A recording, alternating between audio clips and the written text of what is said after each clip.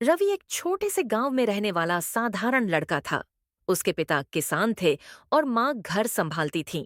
परिवार की आर्थिक स्थिति बहुत अच्छी नहीं थी, लेकिन सपने बड़े थे। रवि पढ़ लिख कर कुछ बड़ा करना चाहता था। स्कूल में रवि औसत छात्र था, न तो बहुत तेज न ही बहुत कमजोर। लेकिन एक बात अलग थी, वह मेहनत से कभी भागता नहीं था। जब उसके दोस्त खेलने जाते, तब वह किताबों के साथ बैठा रहता। कई बार लोग उसका मजाक उड़ाते, इतनी पढ़ाई करके भी क्या कर लेगा। समय बीतता गया। 10वीं की परीक्षा आई। रवि ने पूरी कोशिश की, लेकिन परिणाम उम्मीद से कम आया। वह बहुत टूट गया। पहली बार उसके मन में आया, शायद मैं कुछ नहीं कर सकता। उसी शाम वह उदास होकर खेत की मेड़ पर बैठा था। उसके पिता उसे देख रहे थे। पास आकर उन्होंने बस इतना कहा, बेटा, बीज जब जमीन में डाला जाता है तो वह अंधेरे में रहता है। अगर वह सोच ले कि अंधेरा है इसलिए मैं नहीं उगूंगा, तो फसल कभी नहीं होगी। रवि चुप रहा, लेकिन पिता की बात उसके दिल में बैठ गई।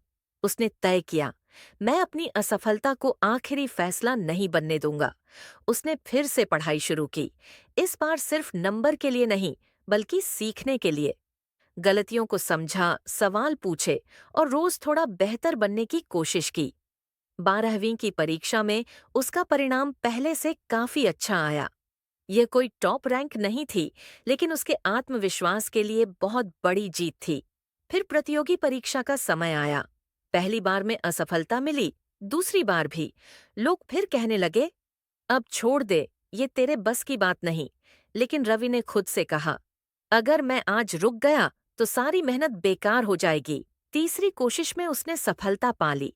जिस दिन उसका चयन हुआ, वह वहीं खेत की मेड़ पर जाकर बैठा, जहां कभी वह हार मानने वाला था।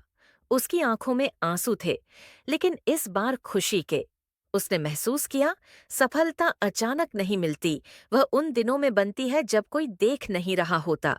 सीख, मोरल, असफलता अंत नहीं होती, वह सीखने की शुरुआत होती है। हालात चाहे जैसे हों, मेहनत और धैर्य कभी बेकार नहीं जाते। हार मानने से ठीक पहले ही अक्सर सफलता सबसे पास होती है।